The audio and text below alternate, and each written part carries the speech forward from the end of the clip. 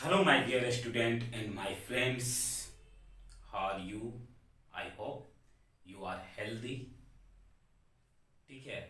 History class में आपका स्वागत है और हिस्ट्री क्लास में आज हम लोग जो डिस्कस करने वाले हैं वो टॉपिक्स का नाम है भारत में राष्ट्रवाद।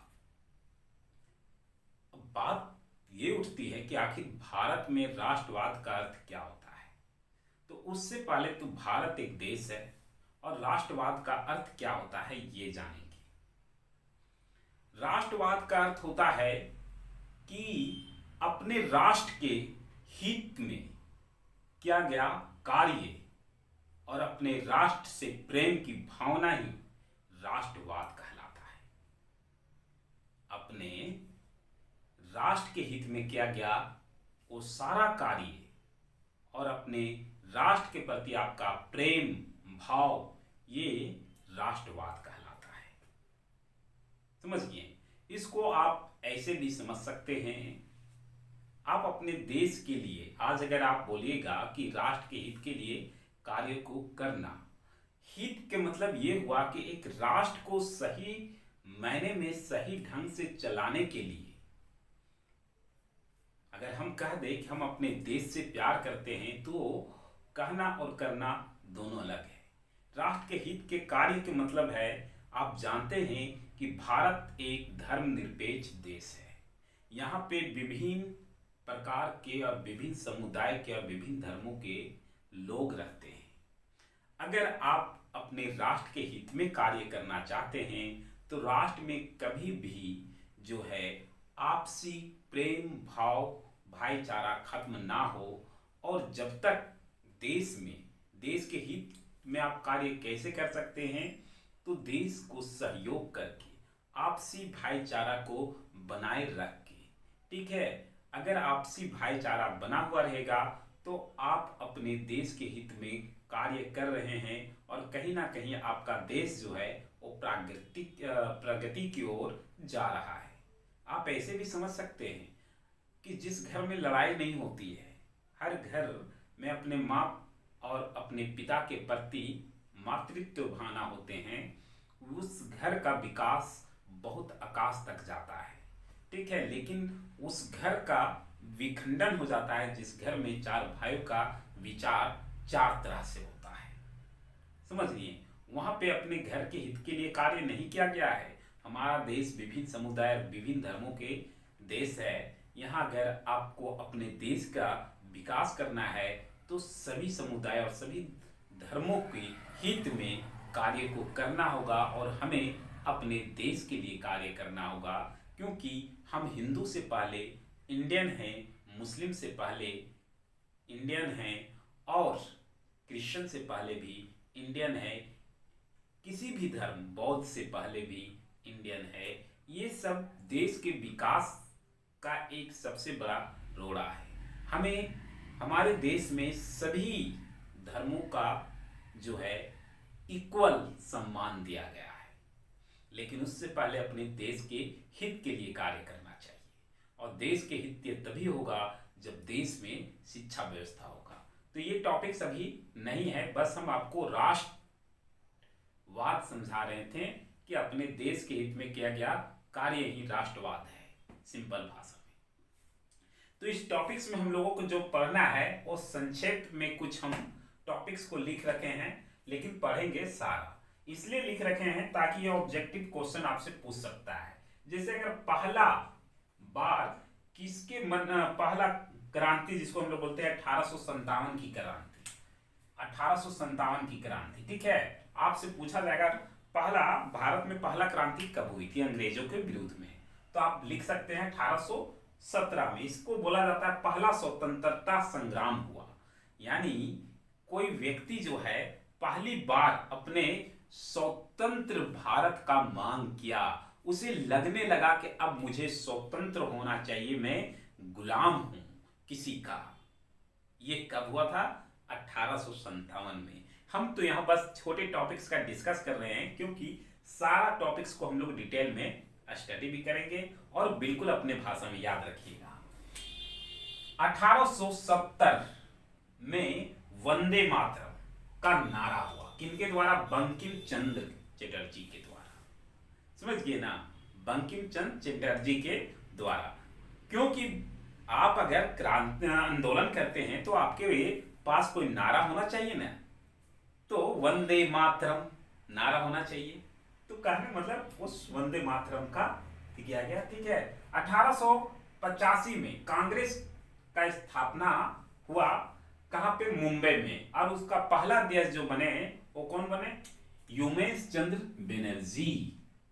ठीक है, उमेश चंद्र बनर्जी पहला। और 1905 में बंगाल का विभाजन हो गया, किनके द्वारा? लॉर्ड कार्जन के द्वारा। ठीक है, 1905 में भारत माता का चित्र भी बनाया गया। भारत माता का चित्र कब बनाया गया? 1905 में। किनके द्वारा बनाया गया था? तो ये रविंद्रनाथ टैगोर के द्वारा बनाया गया था। चलिए, आपने जो बोला मान लिया। 1906 में मुस्लिम लीग की स्थापना हुई थी, और इसका स्थापना किनके द्वारा किया गया था? आगा खान एवं नवाब सलीमुल्लाह साहब के द्वारा किया गया था। फिर कांग्रेस क्या हुआ? कांग्रेस बाद में 1907 में दो दलों में विभाजित हो गया। एक दल बन गया नर्म दल, दूसरा गर्म दल। ठीक है, हम लोग सारे टॉपिक्स पढ़ेंगे कि ये दोनों दल का कार्य क्या था। 1911 में दिल्ली भारत की राजधानी बनी, क्योंकि इससे पहले भारत की राजधानी कोलकाता हुआ करती थी, लेकिन इसको स्थानांतरित कर दिया गया और 1911 में दिल्ली को भारत की राजधानी घोषित कर दिया गया। 1914 में प्रथम विश्व युद्ध स्टार्ट हुआ, हम लोग ये जानते हैं, और 1918 में समाप्त हुआ। ठीक है, 1914 में स्टार्ट हुआ और 1918 में समाप्त हुआ। 1915 में महात्मा गांधी स्वदेश अपने देश को वापसी किए और 1917 में नील कृषि के विरोध में चंपारण में आंदोलन किए, और 1917 में गुजरात में खेड़ा जिले के सत्याग्रह किए मजदूरों के लिए। ठीक है, सॉरी, किसानों के लिए। इसमें सत्याग्रह जो किए थे खेड़े जिले में, ये किसान के लिए किए थे। ठीक है ना। फिर बोलता है 1918 में अहमदाबाद में सूती कपड़ा के कारीगर के लिए सत्याग्रह किए, वहां के मिल में काम करने वाले कारीगरों के लिए सत्याग्रह किए। 1919 में रॉलेट एक्ट कानून आया, जिसको हम लोग काला कानून के नाम से भी जानते हैं। ठीक है, काला कानून के नाम से जानते हैं। 13 अप्रैल 1919 में जालियांवाला बाग हत्याकांड हुआ, जिसे हम लोग भुला नहीं सकते। हालांकि सारा टॉपिक्स को हम लोग डिस्कस करेंगे, ये चैप्टर काफी लंबा होने वाला है, लेकिन इसके लिए टेंशन नहीं लेना है। 1922 में चोरी चोरा कांड हुआ। चोरी चोरा नामक गांव में ये कांड हुआ था, इसीलिए इसको चोरी चोरा कांड बोलते हैं।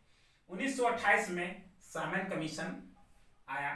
ठीक है, 1928 में साइमन कमीशन आया, और 12 मार्च 1930 को दांडी यात्रा, और 6 अप्रैल 1930 को दांडी यात्रा समाप्त होता है। नमक कानून को तोड़ा जाता है, सविनय अवज्ञा आंदोलन को शुरुआत की जाती है। 1930 में डॉक्टर बी आर अम्बेडकर ने दलित वर्ग के एसोसिएशन का गठन किया, जिसमें बहुत सारे दलित वर्ग के लोग आते थे, SC ST ये सब के लिए।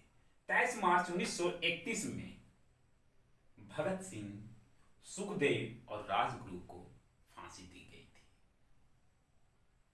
कहने का मतलब है, जब से हमारा देश में स्वतंत्रता संग्राम स्टार्ट हुआ, और तब तक लोगों ने अपनी बलिदानी देते गए, युद्ध लड़ते गए। कुछ लोग जो है अज्ञात रूप से युद्ध लड़े, जिनका इतिहास में कोई जिक्र नहीं है, लेकिन फिर भी उन्हें भी हमें याद करते हैं, क्योंकि जिनका जिक्र नहीं है वो भी हमारे देश को आज़ाद कराने में काफ़ी ज़्यादा भूमिका निभाए, और सभी की मेहनत ने रंग लाया, और अंततः 15 अगस्त 1947 को हमारा देश स्वतंत्र हो गया। ये तो हम लोग शॉर्ट में कुछ ऑब्जेक्टिव टाइप्स क्वेश्चन को डिस्कस किए। ये सारे टॉपिक्स को हम लोग जो हैं डिटेल में पढ़ेंगे, समझ रहे हैं ना। चलिए अब एक एक टॉपिक्स को आगे डिटेल से हम लोग डिस्कस करते हैं। चलिए आगे देखते हैं, आगे क्या है आपका राष्ट्रवाद का अर्थ। अगर हम राष्ट्रवाद का अर्थ समझते हैं तो एक लाइन में इसको आप डिफाइन कर सकते हैं। क्या? अपने देश के प्रति प्रेम की भावना ही राष्ट्रवाद कहलाता है। एक लाइन में डिफाइन हो गया, अपने देश के प्रति प्रेम की भावना ही राष्ट्रवाद कहलाता है। ठीक है, अब राष्ट्रवाद कहलाता है प्रेम की भावना, तो इसको थोड़ा और हम लोग समझने की कोशिश करते हैं। कैसे? अपने देश के लिए भारत एक, आप जानते हैं कि भारत जो है यहाँ पे अनेक धर्मों और अनेक समुदाय के लोग रहते हैं, और अनेक धर्मों और अनेक समुदाय के लोग रहते हैं, और इसको बांध के रखना है, जकड़ के रखना है। कहने का मतलब है इंडिया कॉन्स्टिट्यूशन जो भारत का संविधान है वो कहता है कि सबसे पहले आप भारतीय इंडियन हो, उसके बाद आप जो भी हो, हिंदू, मुस्लिम, सिख, ईसाई, लेकिन जब देश की बात आएगा तो आप सभी केवल इंडियन और भारतीय होंगे। ये देश के प्रति अपनी प्रेम की भावना को दर्शाता है।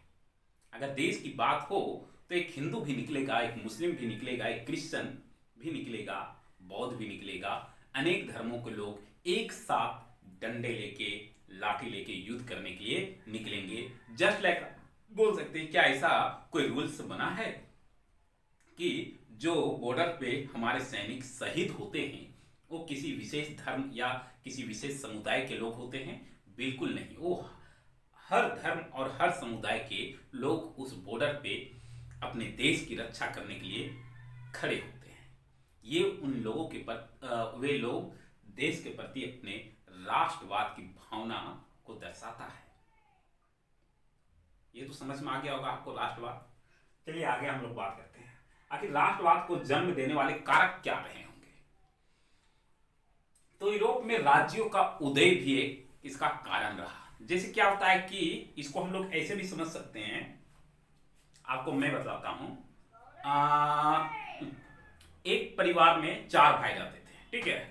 बड़ा भाई कमाता था और छोटा भाई उसका, और 3 भाई कमाते थे, लेकिन छोटा वाला भाई जो है ना वो काम नहीं करता था, तो खाता था। शादी ब्याह हो गया सबका, तो भाभी लोग बोलने ताना देना स्टार्ट की कि ये तो कमाता वमाता है नहीं, बस घूम रहा है भैया, भाई लोग के कमाई पे चल रहा है, तो कहीं ना कहीं तो ये दिक्कत है। तो इसके लिए क्या बोला गया कि इसको ऐसा कर दीजिए कि अलग कर दीजिए। अलग इसलिए किया गया, उसको डिवाइड इसलिए किया गया, या वो अपने आप को डिवाइड इसलिए कर लेता है, कहता है जब भाभी लोग के ताना सुन सुन को पक जाता है तो खुद ही बोलता है भैया अब हमें अलग रहने दीजिए, मैं भी कुछ करना चाहता हूँ। वो अलग आया और अपने डेवलपमेंट के बारे में सोचना स्टार्ट किया। वो भी सोचा कि मेरा भी एक सियाना हो ताकि कल को कोई आके मुझे ताना ना मारे। ऐसी कहानियां बनती गई। उसी में से एक कहानी की बात मैं भी करने वाला हूं। यहाँ पे झारखंड की अगर बात करते हैं, झारखंड और बिहार पहले एक में था। झारखंड में डेवलपमेंट नहीं हो रहा था, सोचा कि क्यों नहीं हम बिहार से अलग हो जाए। जब अलग होंगे तो केवल हम अपने बारे में सोचेंगे, और जब अपने बारे में सोचेंगे तो हम अधिक विकास हो सकते हैं।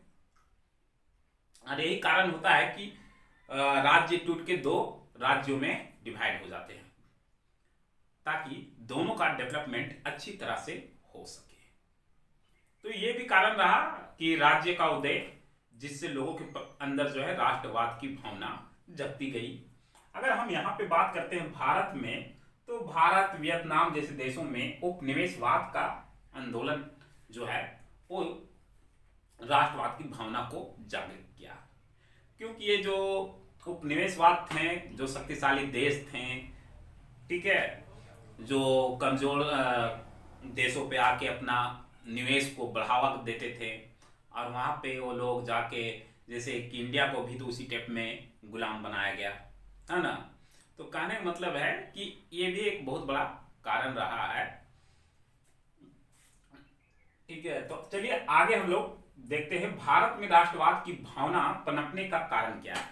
हम जानते हैं कि हमारा देश जो है अंग्रेजों से गुलाम था, 1857 का पहला क्रांति हुआ, जब लोगों को ये मन में जगने लगा कि हमारा देश स्वतंत्र होना चाहिए, लोग हमारे ऊपर अत्याचार कर रहे हैं, बहुत तकलीफें दे रहे हैं, हमारे ही घर में घुस के हम ही को सिखा रहे हैं, चाना पट्टी बना रहे हैं, अंग्रेज आया और हम ही पे हुक्म चला रहा है। तो देश के प्रति प्रेम की भावना राष्ट्रवाद कहलाती है, लेकिन अब लोगों के अंदर उस क्रांति 1857 की क्रांति के बाद लोगों के अंदर देश के प्रति जो है वो राष्ट्रवाद की भावना का जागरूक होना, लेकिन लड़ने के लिए कुछ ना कुछ चाहिए। ठीक उसी प्रकार जैसे आजकल लोग जो है मूवी देख के अनेकों स्टंट करते हैं और अनेकों रील्स बनाते हैं ना। जैसे एक मूवी आया पुष्पा, तो पुष्पा का डायलॉग को लोगों ने काफी कॉपी किया कि पुष्पा साला झुकेगा नहीं, इस टाइप का डायलॉग्स को लोगों ने कॉपी किया, रील्स बनाया बहुत। तो ये एक कल्पना ही तो किया, कल्पना करके खुद को उसके प्रति डालने की कोशिश करते हैं। जब आप लड़ाई करते तो उसके लिए आपको कुछ चाहिए ना, एक चित्र जिससे बनता है भारत माता की छवि। भारत माता की छवि बनाई गई, ठीक है, चित्र बनाया गया और उस चित्र को प्रेरित करने के लिए गीत गाए गए, लोक कथाएं की गई, ठीक है, साहित्य लिखे गए, लोगों तक जा जाके लोगों को जागरूक किया गया कि आप अपने राष्ट्र के लिए उठो, लड़ो, कब तक तुम दूसरों के बस में रहोगे।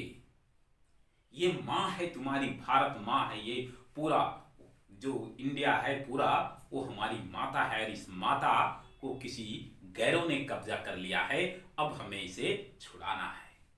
समझ रहे हैं ना। तो फिर मान लीजिए कि वो भारत माता का छवि बन गया, अब एक झंडा भी होना चाहिए, चिन्ह होना चाहिए प्रत्येक कि आप किसके लिए लड़ रहे हैं।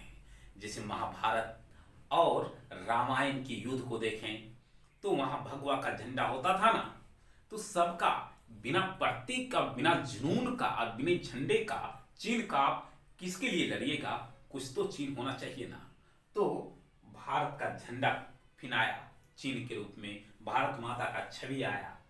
तो इस प्रकार हम लोग के अंदर राष्ट्रवाद की भावना जगते गई और अपने राष्ट्र को आजाद कराने के लिए हम लोग दिल से, ठीक है, जुनून के साथ लग गए और काफी मकसद, काफी अति करने के बाद, मेहनत करने के बाद कह सकते हैं कि बहुत सारी बलिदान देने के बाद जो है हमारा देश आजाद हुआ और आज हम स्वतंत्र देश के स्वतंत्र नागरिक हैं। चलिए आगे फिर क्या है टॉपिक्स। प्रथम विश्व युद्ध के का भारत पर प्रभाव तथा युद्ध के पश्चात परिस्थितियां क्या रही। आप जानते हैं प्रथम विश्व युद्ध से भारत में भी बहुत तरह का प्रॉब्लम हुआ। जैसे भारत में रक्षा संबंधी खर्च जो है, जो सैनिकों को, जो भारत के सैनिक हुआ करते थे उससे संबंधित जो खर्चे थे वो बढ़ गए।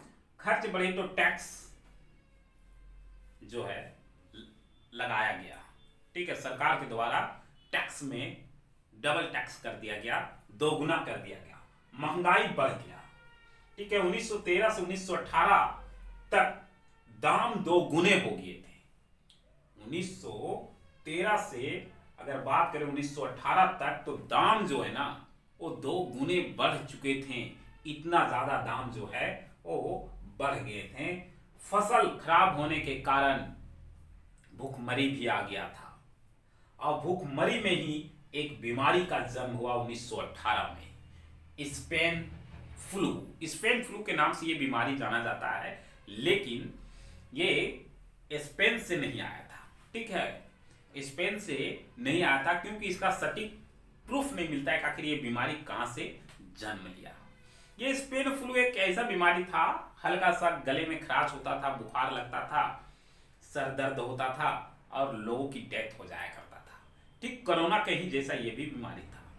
उस समय लगभग 5 करोड़ लोग जो हैं इस बीमारी से मरे थे पूरे विश्व में और 50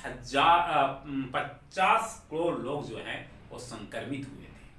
उसमें ना मास्क थी और ना ही दवाइयाँ मेडिसिन्स थे। और कहा जाता है कि सबसे ज़्यादा इसका असर जो है भारत में हुआ था।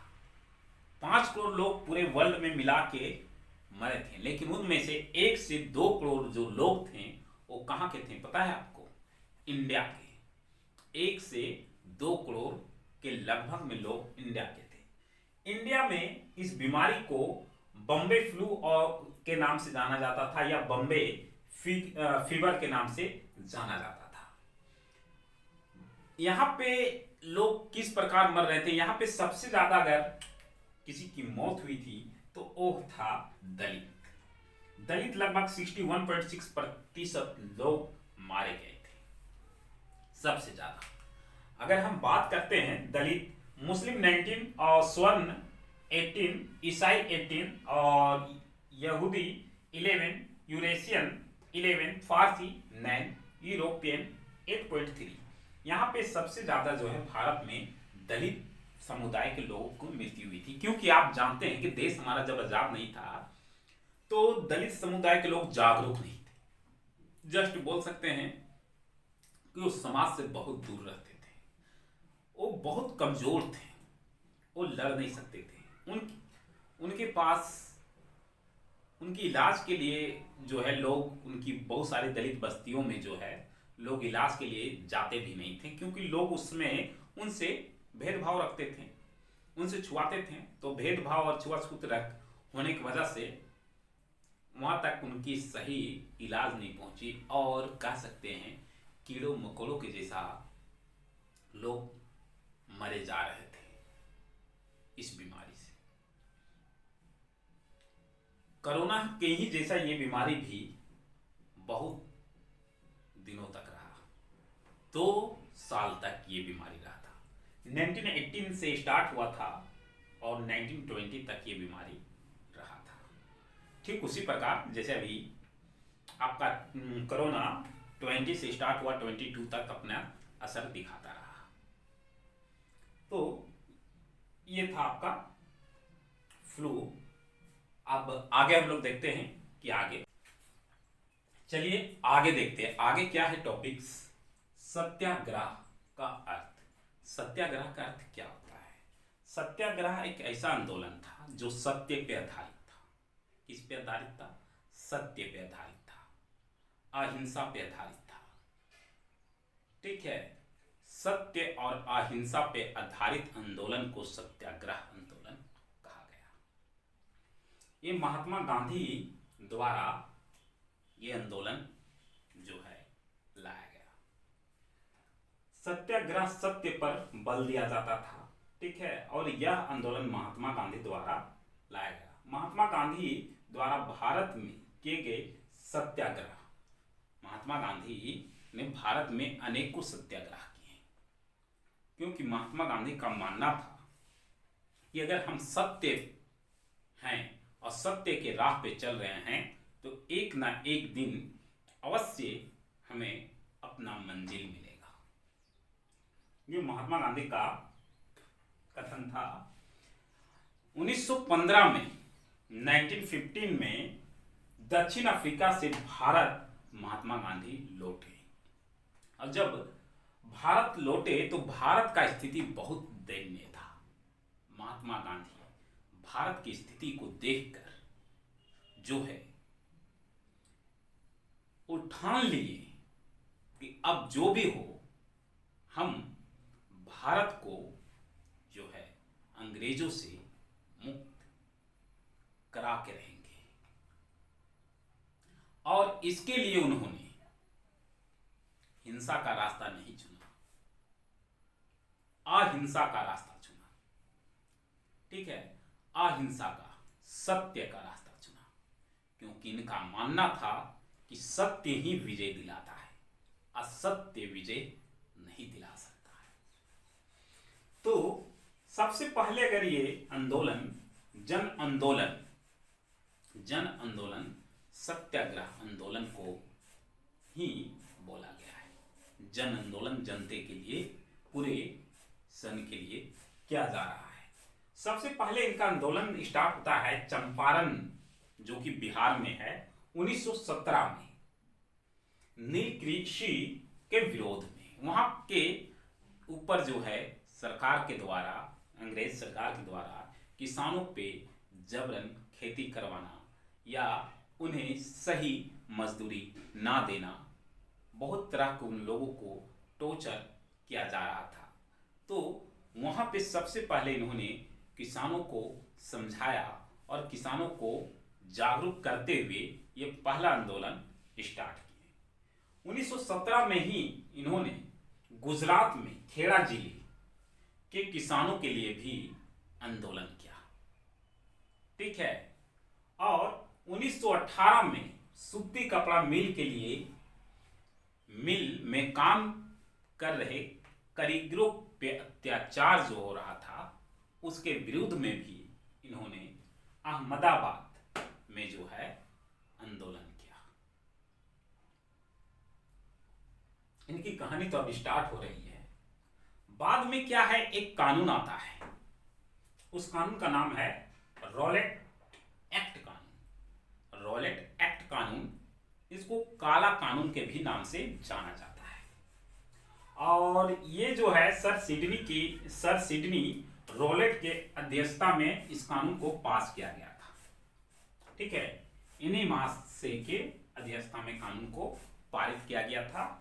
और इस कानून का जो है आधिकारिक नाम जो है वो रॉलेट, इनका नाम से लोग उसको रॉलेट एक्ट बोलते थे, हालांकि इसका नाम रॉलेट एक्ट नहीं था। क्या था इस कानून का नाम था अराजक और क्रांतिकारी अपराध अधिनियम 1919, ठीक है। इंग्लिश में इसी का नाम था the anarchical and revolutionary crime act of 1919। इस कानून, अब हम समझते कि ये कानून था क्या। ये तो जान गए कि इस कानून को पारित किसने किया, किनके अध्यक्षता में हुआ और कब पारित किया गया, लेकिन ऐसा क्यों करना गया और इस कानून को, रॉलेट एक्ट को काला कानून के नाम से आखिर क्यों हम लोग जानते हैं। इसलिए ये कानून ऐसा कानून था अंग्रेज सरकार के द्वारा, जो भारत में पॉलिटिशियन का उदय हो रहा था, कह सकते हैं कि जगह जगह पे जो है राजनीतिक दल जो हैं देश के आज़ाद के लिए संघर्ष कर रहे थे और देश बराबर और देश के आज़ाद दिलाने के लिए आंदोलन कर रहे थे। ये सारा कुछ देखते हुए अंग्रेज सोचा कि भैया इन लोग एक दिन ऐसा ना हो कि हम लोगों को भगा दें। हालांकि भगा तो दिए, तो उससे पहले इनकी मनोबल को तोड़ दिया जाए। तो मनोबल को तोड़ने के लिए एक कानून बनाया गया। इस कानून के तहत जो है इतना छूट दिया गया कि अगर किसी भी व्यक्ति पे संदेह है कि ये सरकार के विरुद्ध कार्य कर रहा है, तो कोई पूछताछ नहीं करना है, सीधे उठा के उसे जेल में डाल देना है और उस पे मुकदमा चलेगा देशद्रोह का, ठीक है, देशद्रोह का। यानी कि जो भारत में जो लोग सरकार के खिलाफ आंदोलन कर रहे थे, वो सारे आंदोलनकारियों को जो है इस रॉलेट एक्ट के तहत उन्हें संदेह, केवल कि ये सरकार के खिलाफ है और संदेह पे उसको कोई सबूत की आवश्यकता नहीं है, उसको सजा सुनाइए, डायरेक्ट उसको राष्ट्र देशद्रोह घोषित कीजिए और उसको सजा सुनाइए। इतना बड़ा कोई अत्याचार करता है, कोई ऐसा भी कानून लाता है। मान लीजिए कि हमारा देश एक लोकतांत्रिक देश है, स्वतंत्र देश है, कल को कोई ऐसा कानून बना दिया जाए जो जनता के हित के लिए ना हो, जो जनता के हित के लिए ना हो, तो उस कानून के विरोध में लोग तो आंदोलन करेंगे ना। ठीक इसी प्रकार ये कानून तो आया और इस कानून के आने से बहुत सारे राजनीतिक दलों का जो है वो जेलों में घर बन गया। उन्हें जबरदस्ती उठाकर जो ऐसे संदेह के तौर पे उनपे देशद्रोह का मुकदमा चलाया गया, प्लस में उन्हें उनकी जो आंदोलन है उनको कमजोर किया गया, उनके मनोबल को तोड़ा गया। इसीलिए इसको काला कानून के भी नाम से जानते हैं। रॉलेट एक्ट का परिणाम 6 अप्रैल 1919 को राष्ट्रव्यापी आंदोलन महात्मा गांधी द्वारा शुरुआत किया गया। ये आंदोलन को शुरुआत तो कर दिया गया, ठीक है, जगह जगह पे ये आंदोलन बहुत अच्छा। जब ये आंदोलन स्टार्ट हुआ तो बहुत सारे जो महात्मा गांधी के सपोर्ट में थे वो दुकानें बंद करके महात्मा गांधी के आंदोलन में भाग लेने के लिए आने लगे। यह आंदोलन काफी ज्यादा जोर पकड़ रहा था। अंग्रेज को लगा कि शायद यह आंदोलन जो है एक बहुत बड़ा आंदोलन बन जाएगा। इसके बाद ये आंदोलन जो है, इसी में एक कांड हो जाता है जालियांवाला बाग हत्याकांड। ये घटना, ये आंदोलन स्टार्ट होता है 6 अप्रैल 1919 को और ये घटना होता है 10 अप्रैल 1919 को। 4 दिन बाद ये घटना होता है। कहाँ पे होता है? अमृतसर, पंजाब में। अमृतसर पंजाब में बैसाखी का मेला था और जालियांवाला बाग एक था, ठीक है, जो बाग में मेला लगता था। लोग वहां पे शरीक होने आए थे, कह सकते हैं, और करते हैं जालियांवाला बाग हत्याकांड की घटना।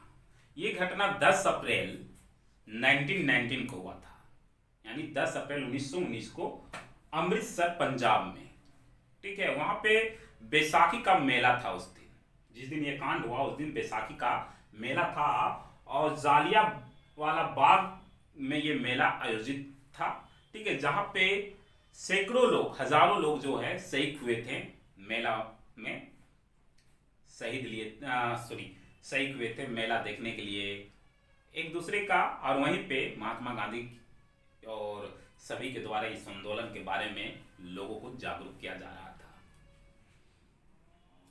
अब क्या हुआ कि जगह जगह पे तो हमने बताया कि रॉयट एक्ट का परिणाम जो है बड़ा, जिस पे संदेह हो रहा था उन लोगों पे देशद्रोह का मुकदमा चला के डायरेक्ट उन लोगों को जेलों में डाल दिया जा रहा था। और क्या किया जा रहा था कि जिस पे संदेह हो रहा था उस पे डायरेक्ट मारने का भी ऑर्डर था कि उसको ठोक दो, शूट कर दो, ठीक है। जब इस बाग में क्या किया गया, जनरल डायर जो है, जनरल डायर के द्वारा, ठीक है, उनके जनरल डायर के द्वारा जो है इस बाग को सबसे पहले जिधर से आने जाने का रास्ता था उसको बंद करवा दिया गया।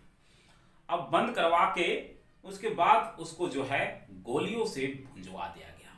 अरे वहां की मिट्टी तो खून से लाल हो गई। कौन कहते हैं कि हमारे देश के लिए, कौन कहता है कि हमारा देश के लिए कुछ लोग ही बलिदान दिए हैं? अरे हमारे देश के लिए वे लोग भी बलिदान दिए हैं जिनका नाम तक हमें नहीं पता, जिनका नाम आपको नहीं पता। इन सैकड़ों हजारों लोगों में, हजारों लोगों की मौत हुई थी, उन हजारों लोगों में किसी का नाम भी आपको पता है? ये बलिचहग्य, ये बलिचहग्य आंदोलन का हम इसको जानते हैं क्या? क्या ये अपने देश के लिए अपने खून का होली नहीं खेले? कोई इतना भी अधिक कैसे हो सकता है, क्रूर कैसे हो सकता है? जनरल डायर आखिर किस टाइप का इंसान रहा होगा, जरा आप सोचिए। केवल हमारा देश जो है, ये सत्य है कि सत्य और अहिंसा पर आधारित आंदोलन हमारे महात्मा गांधी जी द्वारा चलाए गए और इसका असर भी रहा। लेकिन कहीं ना कहीं इस देश को आजाद होने के लिए लाखों लोगों ने अपने जान का बलिदान दिए, तब जाके कहीं हमारा देश स्वतंत्र हुआ। इस कांड के बाद जो है जगह जगह पे जो है लोगों ने दुकानें जलाने लगी, जगह जगह पे लोग जो हैं आंदोलन करने लगे और हिंसा जो है भड़क गया, हिंसा भड़क गया। अंत में महात्मा गांधी ने हिंसा को भड़कते देख रॉयट एक्ट आंदोलन को वापस लेना पड़ा, क्योंकि देख रहे थे कि अगर वापस नहीं लेते हैं तो बहुत ज्यादा हिंसा अति हो जाता है। रॉयट आंदोलन जो ये है मुख्य रूप से शहरों में दिखा, ग्रामीण इलाकों में इसका असर नहीं रहा। अब बात हुई कि इतने क्रूर आदमी को, जनरल डायर को जिंदा कैसे छोड़ दिया जाए। इस गधे ने, इस बदमाश ने बिना सोचे समझे निर्देशों के बलि ले लिया। ऐसे व्यक्ति को जीने का हक है क्या? नहीं। लंदन में आपका लंदन कॉक्सटन हॉल में बैठक में जो है 19 मार्च 1940 को उधम सिंह द्वारा 5 गोली इनके सीने में उतार दिया गया। बोला रुक, आज यहीं तेरा खात्मा कर देते हैं। क्योंकि हमारे देश के जो लोग हैं ना, वो किसी के बाप से नहीं डरते हैं। क्या पता है कि भारत की मिट्टी में ही ऐसी शक्ति है कि कहीं भी जाके कुछ भी कर सकते हैं। ऐसे लोग हैं हमारे देश में। ये इतिहास रहा है कि जो भारत में आते हैं, जो भारत के हैं, वो वाकई में बहुत ही ताकतवर और बहुत ही हौसलेमान व्यक्ति होते हैं। लंदन में जाकर उधम सिंह ने जनरल डायर को 5 गोली मारकर उनकी हत्या कर दी गई और बदला ले लिया अपने इन हजारों निर्दोष भाइयों को, जो जनरल डायर ने हिंदुस्तान में आकर उनकी जान ली थी रॉलेट एक्ट के तहत। समझ रहे हैं ना?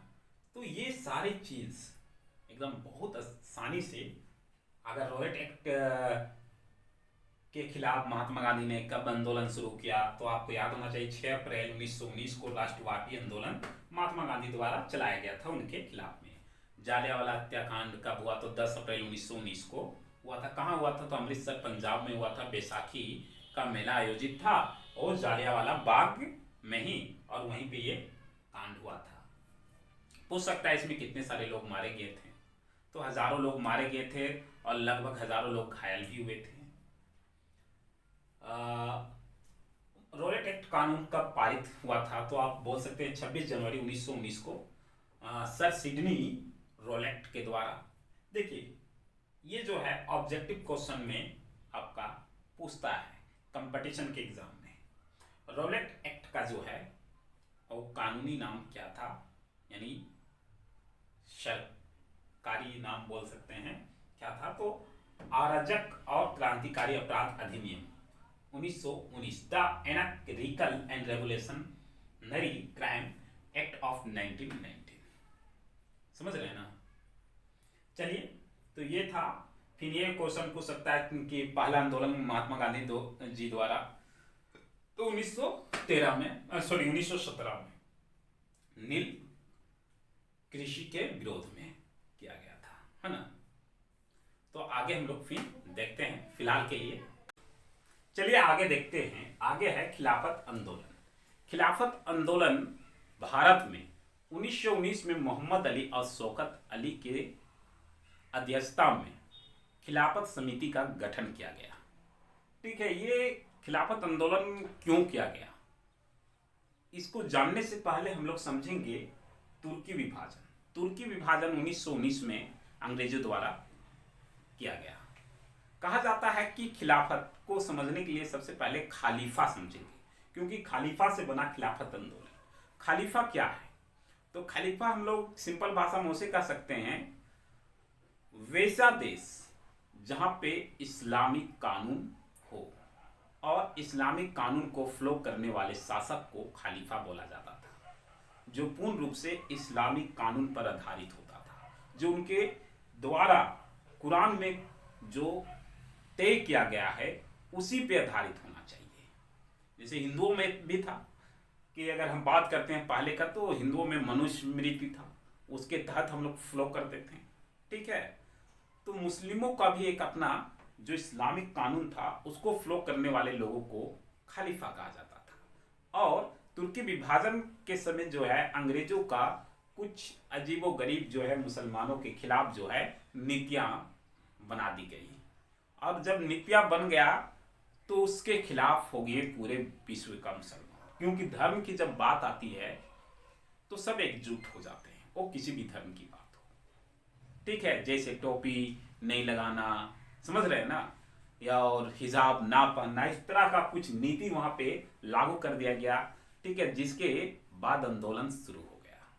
अब यहाँ पे भारत में तो ये आंदोलन हुआ, लेकिन महात्मा गांधी ने इस आंदोलन में भाग लिए और महात्मा गांधी 23 नवंबर 1919 में दिल्ली के फिरोज शाह कोटला मैदान, जो अभी प्रेजेंट में अरुण जेटली स्टेडियम के नाम से प्रसिद्ध है। ठीक है, अरुण जेटली हमारे वित्त मंत्री भी रह चुके हैं, तो उन्हीं के नाम से ये स्टेडियम का नाम है अभी प्रेजेंट में। तो महात्मा गांधी का, अब सोचिएगा कि महात्मा गांधी के इसमें क्या है भाई, ये तो हिंदू थे, अब मुस्लिम के आंदोलन में सपोर्ट करने चलेंगे, आखिर ऐसा क्यों? क्योंकि महात्मा गांधी जानते थे कि इससे पहले महात्मा गांधी किसानों का सपोर्ट ले चुके थे। ठीक है, चंपारण आंदोलन करके मजदूरों का भी वो सपोर्ट ले चुके थे, मजदूर के साथ आंदोलन करके। लेकिन उनका मानना था कि अगर बहुत बड़ा आंदोलन करना है तो किसी एक आंदोलन से हम लोग आगे नहीं बढ़ सकते हैं, किसी एक समुदाय के लोगों से हम लोग आगे नहीं बढ़ सकते हैं। अगर मुस्लिम भी हाथ मिला ले हम लोगों के साथ तो हम लोग एक बहुत बड़ा, क्योंकि मुसलमानों का भी दुश्मन अंग्रेज और अपना भी दुश्मन अंग्रेज, तो इससे एक दूसरे का विश्वास जुटेगा और भाईचारा बनेगा और फिर भाईचारा संबंधी बना के हम लोग जो है अंग्रेजों के खिलाफ लड़ेंगे। इसलिए महात्मा गांधी ने उनके आंदोलन में भाग लेके और मुस्लिमों का सहयोग प्राप्त करते हैं। ठीक है, अब महात्मा गांधी जो है मुसलमानों का सहयोग मिल जाता है, तो इससे क्या हो जाता है कि अब कोई भी आंदोलन जो उनके द्वारा किया जाएगा वो बहुत विशाल किया जाएगा और जबरदस्त उस आंदोलन का भागीदारी रहेगी। क्योंकि इससे पहले आप जान रहे हैं कि उन्होंने आंदोलन किया, जालियांवाला बाग कांड होने से बहुत सारा उसमें बहुत ज्यादा जो है क्षति तो हो ही गया, मनोबल भी टूट गया, लेकिन मनोबल को बनाए रखना भी जरूरी था ना। आगे हिंद स्वराज नामक पुस्तक महात्मा गांधी के द्वारा 1909 में गुजराती भाषा में लिखा गया। और ये पुस्तक महात्मा गांधी कब लिखते हैं पता है? जब इंग्लैंड से दक्षिण अफ्रीका की दौरा कर रहे होते, मतलब इंग्लैंड से दक्षिण अफ्रीका जा रहे होते पानी जहाज से, तो बैठे बैठे नाव में ये पुस्तक उन्होंने लिखा। इस पुस्तक में उन्होंने अगर विशेष रूप से बल दिया गया, ठीक है, तो एक ऐसी देश की कल्पना बतलाएगी जिसमें आपके मन के अनुसार आपका एक स्वराज हो, अपना राज्य हो, जिसमें आप स्वतंत्र रह सके। ठीक है, मुख्य रूप से उस पे बल दिया गया और प्लस में उसमें ये भी बात की गई कि किस प्रकार अंग्रेज हमें गुलाम बनाए और हम उनका गुलाम बनते चले गए। चलिए आगे बात करते हैं असहयोग आंदोलन, जो कि हिंद स्वराज का ही एक पार्ट है, में लिखा हुआ है। 1 अगस्त 1920 को ये आंदोलन स्टार्ट होता है और 4 सितंबर 1920 को प्रस्ताव पारित कर दिया जाता है। ठीक है, असहयोग आंदोलन में हम लोग समझ सकते हैं कि असहयोग आंदोलन क्यों चलाया गया था। इसको समझने के लिए ये हम लोग जान लेंगे कि असहयोग आंदोलन को चलाना इसलिए जरूरी था क्योंकि अंग्रेज हम पे जो है या अपना शासन कायम कैसे कर पाए, उन्हें हमने सपोर्ट दिया। कैसे? उनके हर काम को हम मानते गए।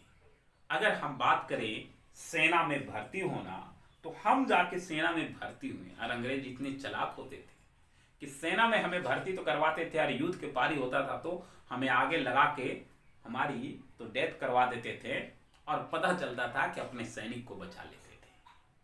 सेना में जाना, अंग्रेजों के यहाँ कामें करना, उनकी कंपनियों में सहयोग देना, उनके हर काम में सहयोग।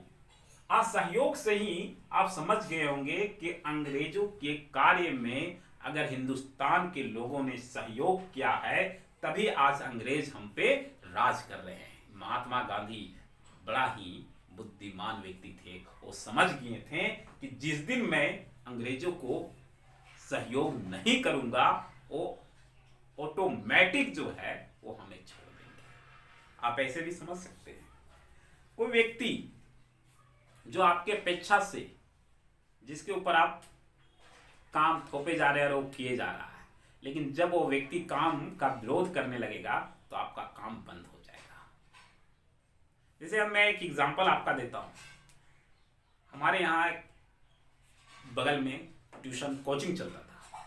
कोचिंग में लगभग 100+ बच्चे थे, 2 सर मिल के चलाते थे, ठीक है। और क्या हुआ कि जो मैथ पढ़ाते थे उस सर की वजह से कोचिंग बहुत अच्छा चले जा रहा था, लेकिन उनको पेमेंट पे रखे हुए थे सर, कुछ उनको दे नहीं रहे थे, मतलब 1000 रुपया या 2000 रुपया के हिसाब से उनको रखे हुए थे, 3000।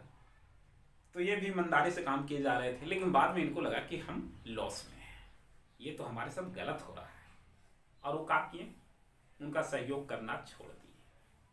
पता है 100 बच्चों में जो कोचिंग ही समाप्त हो गया, खत्म हो गया। तो कहीं ना कहीं ये बात महात्मा गांधी को पता चल गया था कि अगर हमको अपने देश को आजाद कराना है तो उसके लिए सबसे पहला कदम उठाना होगा अंग्रेजों के खिलाफ, कि हम उन्हें जो है सहयोग नहीं करेंगे। और इसीलिए उन्होंने चलाया असहयोग आंदोलन। असहयोग आंदोलन जो था वो महात्मा गांधी द्वारा चलाया गया आंदोलन था, और इस आंदोलन का मुख्य उद्देश्य यही था कि अंग्रेजों को किसी भी काम में आप सहयोग मत करो, किसी भी तरह से उन्हें सहयोग करना ही नहीं है आपको। अगर हम बात करते हैं वहीं पे थोड़ा और आगे, तो उनके द्वारा, अंग्रेज के द्वारा जो प्रस्ताव था, जैसे कि सिविल सर्विस, सेना, police, court, legislative council, school, ये सब कुछ अंग्रेजों के द्वारा जितने भी थे, हम इसमें नहीं जाएंगे। क्यों जाएंगे? हमारे लिए तो यहाँ पे एक अलग व्यवस्था है, इसको बहिष्कार कर दो।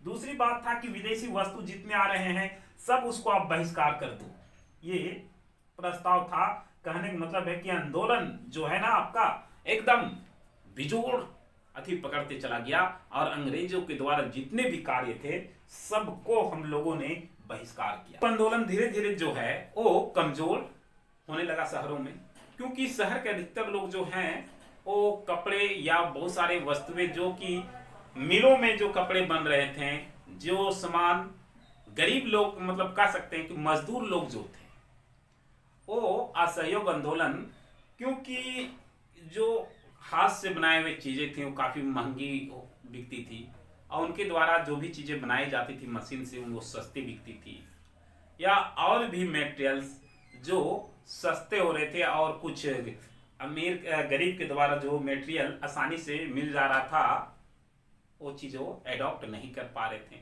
या बोल सकते को मजदूर अथी में काम कर रहा हो, अगर कंपनी में काम कर रहे हो या अथी में, तो उनको 2 वक्त की रोटी मिल रहा है। अगर ये आंदोलन का सपोर्ट करते हैं तो भूखों मरेंगे। तो कहीं ना कहीं ये भी आंदोलन जो है थोड़ा डगमगा रहा था। इसके लिए भी महात्मा गांधी बड़ा दिमागी आदमी थे, निकालते हैं, आगे हम लोग बात करेंगे। यह आंदोलन, असहयोग आंदोलन जो है वो समाप्त होता है फरवरी 1922 में। क्यों समाप्त होता है? क्योंकि चोरी चोरा की घटना के बाद ये आंदोलन को महात्मा गांधी वापस ले लेते हैं। चोरी चोरा घटना क्या हुआ था? यूपी की चोरी चोरा गांव में, उत्तर प्रदेश की चोरी चोरा गांव में नो टैक्स के विरुद्ध में एक आंदोलन महात्मा गांधी के द्वारा जो है वहां पे चलाया जा रहा था। आंदोलन शांतिपूर्वक चल रही थी, लेकिन पुलिस अधिकारियों ने उस आंदोलन में गोली चला दी। उसके बाद लोगों का गुस्सा फूटा और लोगों ने पुलिस स्टेशन को ही आग लगा दिया। तो इस कांड के बाद महात्मा गांधी जो है ये आंदोलन को वापस ले लेते हैं। आगे हम बात करते हैं स्वराज पार्टी। यह 1 जनवरी 1927 को चित्तरंजन दास और मोतीलाल नेहरू के द्वारा जो है इस पार्टी का गठन किया गया। ठीक है। इस पार्टी का गठन किया गया स्वराज पार्टी का।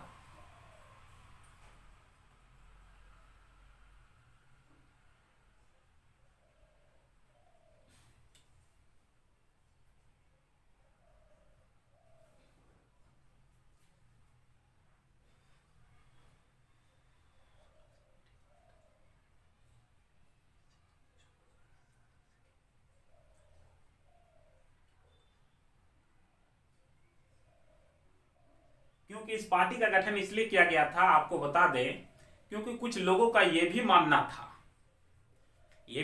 था कि अंग्रेजों के मतलब कि असहयोग आंदोलन तो ठीक है, लेकिन कुछ लोगों को यह मानना था कि अगर हम अंग्रेज के साथ मिल जाएं और अंग्रेज के साथ मिल के अगर कार्य को करते हैं और उनकी नीतियों को विरोध करते हैं तो अच्छा होगा, जिससे ये पार्टी का गठन हुआ और ये भी राजनीतिक दलों में शामिल हुए। अगर राजनीतिक दलों में शामिल होंगे तो उनकी नीतियों का ये विरोध कर सकते हैं, इसलिए स्वराज पार्टी का गठन किया गया।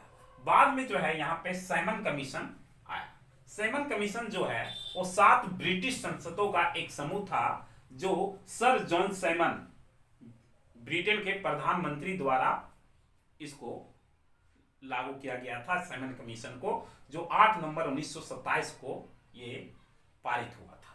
और इनका काम था भारत में जगह जगह पे घूम के जो है वो कानून व्यवस्था को देख रेख करना, यानी कि उसके बारे में जानकारी इकट्ठा करना, सर्वे करना।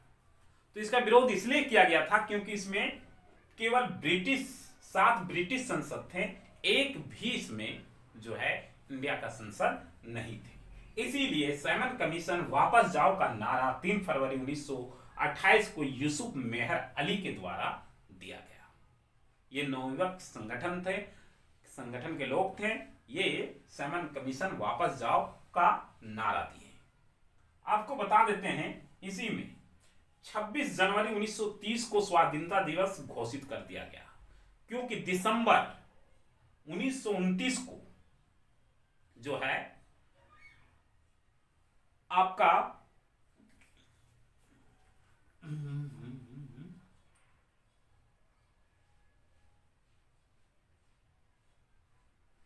दिसंबर 1929 में जवाहरलाल नेहरू की अध्यक्षता में कांग्रेस का लाहौर अधिवेशन हुआ था। इसके स्वराज के संकल्प को पारित कर दिया गया और 26 जनवरी 1930 को स्वाधीनता दिवस घोषित कर दिया गया।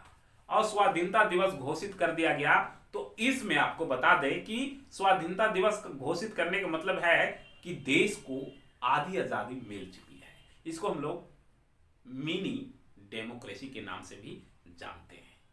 और आपको यहां बता देते हैं कि 26 जनवरी 1930 को स्वाधीनता दिवस का मतलब यह था कि जाओ रे अंग्रेज भैया, तुम जाओ, चाहे तुम कुछ भी कानून लाओ, मैं उसका सहयोग नहीं करने वाला।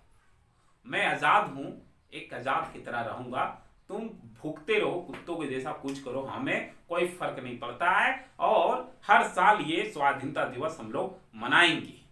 और जगह जगह पे लोगों ने प्रेरित करना स्टार्ट किया और लोगों ने हर वर्ष स्वाधीनता दिवस मनाया जाता है। बाद में हम लोग के देश जब आजाद हुआ तो चूंकि इससे हम लोगों का यादें जुड़ी हुई थी, इसलिए 26 जनवरी भी मनाना था। हमारा जानते हैं कि संविधान जो है वो बन के तैयार हो गया था 2 महीना पहले, लेकिन 2 महीना बाद उसको लागू इसीलिए किया गया था ताकि 26 जनवरी 1930 को हम लोग स्वाधीनता दिवस घोषित हुआ था। और 26 जनवरी को प्रत्येक वर्ष जो हम लोग सेलिब्रेट करते थे तो सेलिब्रेट करते ही रहे, इसलिए 26 जनवरी को एवरी ईयर जो है हम लोग डेमोक्रेसी गणतंत्र दिवस के रूप में उसको सेलिब्रेट करते हैं। अब हम लोग जो है सरकार की नीतियों के विरुद्ध कार्य नहीं कर रहे, बल्कि सरकार को, संविधान को मानते हुए कार्य करेंगे, क्योंकि ये अपना संविधान है। फिर हम आगे बात करते हैं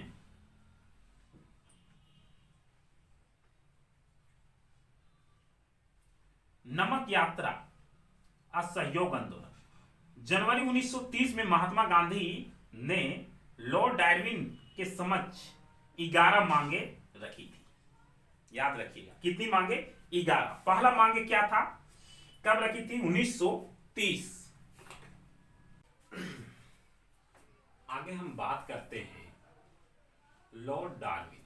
1930 में महात्मा गांधी के द्वारा 11 मांगे थे, उनमें से सात था, कुछ का नाम बता दे रहे हैं। नमक कर, विनिमय कर, भूमि लगान, जो दिनचर्या में यूज किए जाने वाले जो मूल आवश्यकता की चीजें थी, वस्तुएं थे, उन पे जो कर लगा हुआ था, उस कर को विरुद्ध में महात्मा गांधी ने डार्विन को पत्र लिखा और ये मांगे, बोले कि ये आपको हटाना होगा, अगर आप नहीं सुनिएगा। तब महात्मा गांधी ने जो है वो सविनय अवज्ञा आंदोलन का शुरुआत करते हैं, जिसमें उन्होंने 22 मार्च 1930 को नमक कानून को तोड़ने के लिए असहयोग आंदोलन अहमदाबाद साबरमती आश्रम से स्टार्ट करते हैं, जिसमें 78 सहयोगियों के साथ इन्होंने मिलकर ये आंदोलन का शुरुआत करते हैं। 390 किलोमीटर साबरमती से दांडी की यात्रा इन्होंने करते हैं और यात्रा के दौरान इनके साथ बहुत सारे लोग जो हैं जुड़ते चले जाते हैं और 6 अप्रैल 1930 को नमक बनाकर नमक कानून को इन्होंने जो है तोड़ा। बाद में जब ये देखा गया कि बहुत ज़्यादा इसमें ये आंदोलन भी जो है बहुत तेज रफ्तार से आगे की ओर बढ़ रहा है, तो डार्विन समझौता हुआ 5 मई 1931 को। इस समझौता के दौरान डार्विन ने महात्मा गांधी से बोला कि जितने भी मूल आवश्यक की चीज हैं उन पर से हम टैक्स को हटा दे रहे हैं। ठीक है, टैक्स को क्या कर दे रहे हैं? हटा दे रहे हैं। और पुलिस द्वारा जितने भी हिंसक में हैं उसका सही जांच कराया जाएगा। तो डार्विन समझौता हुआ। असहयोग आंदोलन में भाग किसने लिया, इसके बारे में थोड़ा सा हम लोग डिटेल जानते हैं। असहयोग आंदोलन में भाग जो है व्यापारी, उद्योगपति, अमीर, गरीब, महिलाएं, सभी ने भाग लिया। ठीक है, आपको बता दें कि भाग लेने के लिए ये सारे लोग थे, महिलाएं भी थे जो कि महात्मा गांधी के विचारों को ध्यान पूर्वक सुनते थे और सुनते ही नहीं थे, उनके बातों पे चलते थे। आंदोलन को मजबूत करने के लिए वो अपने घरों से बाहर तक आए और कितनी महिलाएं जो हैं वो जेल तक गई। ठीक है, तो कहने का मतलब है कि सविनय अवज्ञा आंदोलन को मजबूत करने में सभी लोगों का बहुत बड़ा योगदान रहा, लेकिन कुछ लोग जो थे इस योगदान में पूर्ण रूप से नहीं थे। जैसे सविनय अवज्ञा आंदोलन कैसे असहयोग आंदोलन से भिन्न था, ये पहले जान लेते हैं। ये आंदोलन पहले भिन्न इसलिए था क्योंकि असहयोग आंदोलन जो था वो क्या था? स्वराज की मांग कर रही थी और सविनय अवज्ञा आंदोलन जो है पूर्ण स्वराज की मांग कर रही है। अब हमें थोड़ा बहुत स्वराज नहीं, पूरे स्वराज चाहिए, पूरा देश आजाद चाहिए। लेकिन इस आंदोलन में दो समुदाय की भागीदारी बहुत कम थी, एक अनुसूचित और दूसरा मुस्लिम संगठन। क्योंकि 1920 के दशक में कांग्रेस पार्टी जो है हिंदू सभा से जो है हिंदू महासभा से ज्यादा प्रेरित हो गए थे, या कह सकते हैं उनके तरफ ज्यादा आकर्षित हो गए थे और इन लोगों की तरफ ध्यान उतना नहीं दे रहे थे। जैसे मुस्लिम लीग जो है वो थोड़ा सा रूठ गए थे और वो पूर्ण रूप से खुल के सहयोग नहीं कर रहे थे और अनुसूचित बात के हितों के कहीं पे बात या चर्चा नहीं हो रही थी, जिसके कारण ये लोग भी आंदोलन में नहीं जा रहे थे। बाद में 1932 में पूना संधि हुआ, जिसमें अनुसूचित लोगों के बारे में सोचा गया, दमित वर्ग जिनको बोला जाता था। उसमें सोचा गया और उनको कुछ क्षेत्र में अधिकार दिए गए। सामूहिक अपनापन की भावना लाने के लिए, कि आप देख रहे हैं कि मुस्लिम, हिंदू, अनुसूचित जनजाति, कई तरह की समस्या यहाँ पे उत्पन्न हो रही थी। समझ रहे ना? अब सभी को एक में बांध के रखने के लिए सामूहिक जो है, सामूहिक अपनापन की भाव लाने के लिए, ठीक है, उसके लिए कुछ चीजों की जरूरी थी, जैसे चित्र या प्रतीक होना जरूरी था, जो मैं स्टार्टिंग में क्लास होने समय बतलाया था कि भारत माता का चित्रण किया गया, ताकि सबके लिए एक माँ हो और उस माँ के लिए वो युद्ध करे और उसमें भाग ले। लोक कथाएं की उत्पत्ति हुई और लोक कथाएं से लोगों के अंदर जागरूकता जगाई गई, लोगों को कहानियां सुनाई गई, लोगों को अपने देश के बारे में नई नई बातें बतलाया गया, जिससे लोग अपने देश के प्रति जो है वो सटक हो जाए, देश के प्रति अपना प्रेम की भावना को लाएं। दैट्स मीन्स कह सकते हैं feeling of love for our country is called nationalism, राष्ट्रवाद। चैप्टर यही था ना आपका, ये राष्ट्रवाद का ही तो चैप्टर था कि देश के प्रति आप की भावना बदले।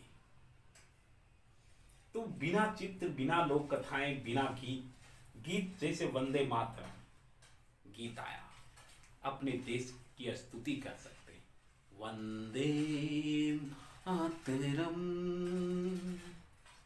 1870 के दशक में बंकिम चंद्र चटर्जी ने इस गीत को लिखे। फिर झंडा आया, बंगाल में 8 कमल फूल वाला झंडा। कितने? 8 कमल फूल वाला झंडे थे और 3 रंग थे उसमें, हरा, पीला, लाल। 1921 आते आते जो है ये झंडा का रंग जो है महात्मा गांधी द्वारा फिर से चेंज कर दिया गया, सफेद, हरा, लाल। बहुत बार चेंजेस हुए, तो हम लोग झंडे के इतिहास से एक बार पढ़ेंगे तो उसमें सारे झंडे की कहानी को जानेंगे। ये थोड़ा सा हम लोग बस एक टॉपिक्स को समझें। तो ये टॉपिक्स यहीं पे एंड होता है। अब हम नेक्स्ट क्लास में नेक्स्ट वीडियो के साथ आप लोगों से मिलते हैं। तब तक के लिए आप हमें इजाज़त दीजिए। जय हिंद, जय भारत।